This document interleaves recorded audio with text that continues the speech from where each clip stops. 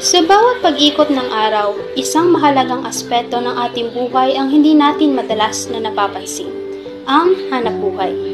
Isa itong makulay na tapestry ng mga kwento, pagsisikap, at pangarap na natutulak sa atin upang magpatuloy.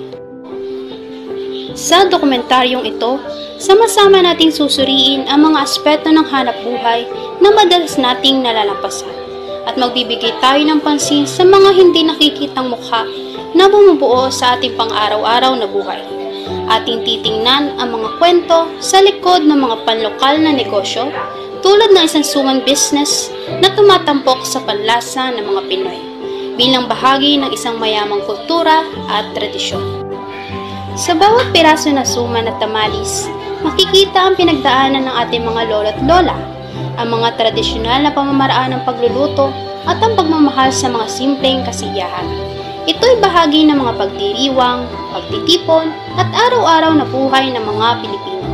Kaya naman, halina't tuklasin ang mga detalye ng kanilang araw-araw na pagsusumikap at alamin kung paano nila dinadala ang kanilang mga produkto mula sa simpleng ideya hanggang sa mga mesa ng bawat buok.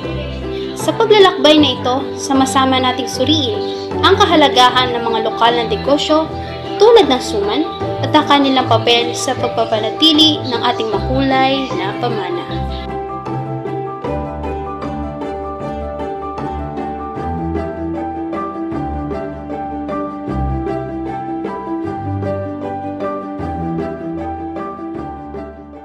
Magandang hapon po, Nay. Saan po nagsimula po ang inyong negosyo na pagsusuman? Ang aming simula, kami nananahipan ng buntis. Yung aming manager ay nagpa-try sa amin ng suman. Nang kami makagawa, yun, nagtuloy-tuloy na hanggang sa ngayon. Nasarapan po siya sa Nasarapan, hanggang sa madala sa ibang bansa. Bago ang tinakdang araw ng kanilang paggawa ng suman, ay siya muna nilang inilalaan sa paghahanda ng mga gagamitin. Una ay ang pagkakayod ng niyog. Pagkatapos ay mano-mano nilang pinipila sa mga dahon at saka nila ito ipapatas at bibilangin. Pagkatapos ay saka naman nila ito mano-manong ilalaib sa maliit at mainit na kalan. Ang mga trabahante na nakatoka sa ganitong gawain ay kinakailangan na mayroong pangprotekta sa kanilang mga braso dahil sa init na maaaring idulot ng ganitong trabaho. Habang inilalaib, may ilan naman na nagsisimula ng punasan ang mga dahon para masiguro ang kalinisan.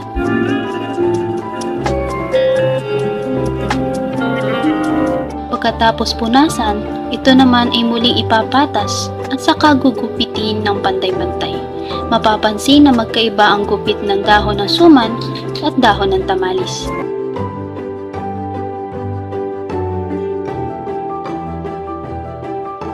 Matapos ang lahat ng ito, handa na sila sa kinabukasang trabaho. 2:00 sa madaling araw, hindi pa tumitilaok ang mga manok. Naghahanda na sila magsimula sa trabaho. Ihahanda ang mga lutuan, maging ang mga gagamiting kasangkapan. Ang malagkit ay maingat na hinuhugasan. Ang niyog ay mariing ginagata.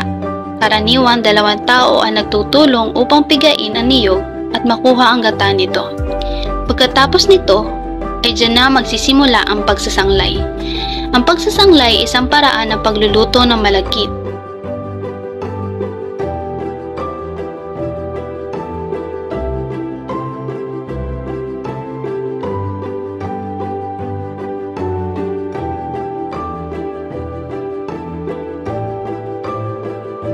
Kapag medyo paluto na ang malagkit, ay saka idadagdag ang asukal at patuloy itong sasanglayin hanggang sa maluto.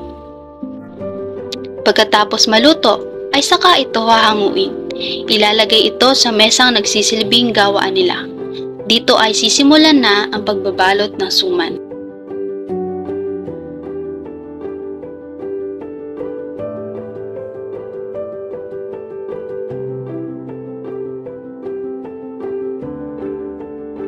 Kinakailangan na pantay ang mga ito, hindi mahaba, hindi maliit, hindi mapayat at hindi rin mataba.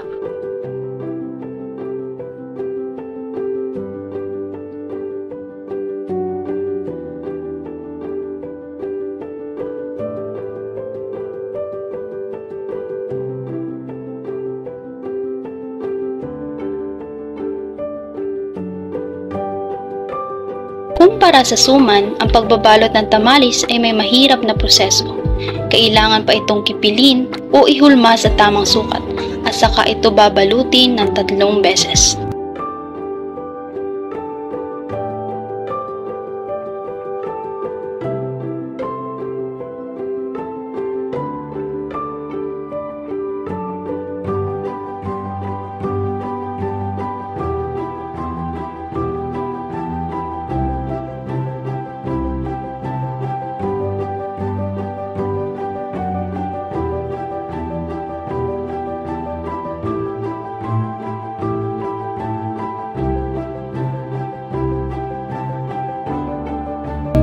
Ang mga nagawang suman at tamalis ay mariing pinapatas sa lutuan o tinatawag na steamer. Kailangan na maganda, pantay at siksik ang pagkakalagay.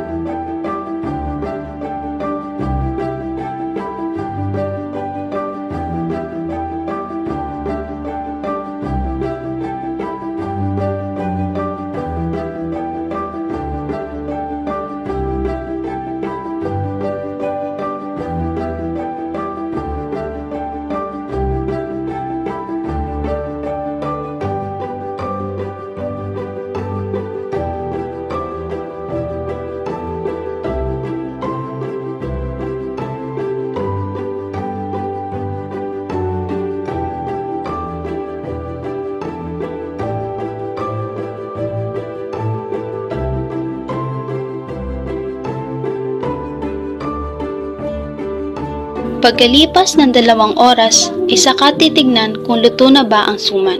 Kapag luto na ang suman o tamalis, ay saka ito papatasin sa lagayang kahoy. Mapapansin na kahit medyo mainit, ay patuloy pa rin nila itong inaayos.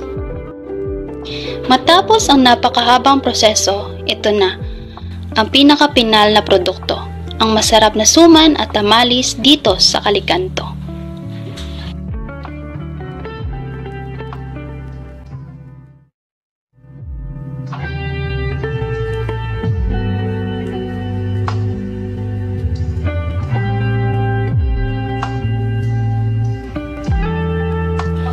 Sa likod ng mga prosesong ito, nakakubli ang mga mukhang hindi alintana ang pagod na dinarama. Kung ating pag-usapan ang malaking ambag na suman sa kanilang buhay, masasabi natin na ito ay hindi masukat-sukat. Maaring malaki ang hatid na tulong ng suman at tamalis sa sanlibutan, ngunit di pa rin naiiwasan na mas malaki ang tulong na hatid nito sa mga mismong gumagawa ng naturang produkto. Ganyan kalaki ang pagbabagong hatid ng simpleng produkto sa buhay ng isang tao. Ang paggawa ng suman, maaaring hindi simpleng bagay, ngunit maraming tao ang patuloy itong sinusubukan. Sa isang trabahong ginagampanan, hindi talaga maiiwasan ang hirap na nararanasan. Ngunit sa kabila nito, malaki naman ang naitutulong sa sanlibutan. Sa paglipas ng panahon, ang suman at tamalis ay patuloy na nagiging bahagi ng ating buhay. Ito ay isang simbolo ng ating pagiging Pilipino, isang paalala ng ating mga ugat, at isang patunay ng ating mga tradisyon ay patuloy na nabubuhay sa bawat henerasyon. Sa bawat kagat na suman, maging ng tamalis, nararamdaman natin ang pagmamahal at pag-aalaga ng mga taong nagsisikap na mapanatili ang tradisyon na ito. Salamat sa mga tao na sa pamamagitan ng patuloy na paggawa nila na suman at tamalis, natitiyak natin na ang ating kultura at kasaysayan ay patuloy na mabubuhay.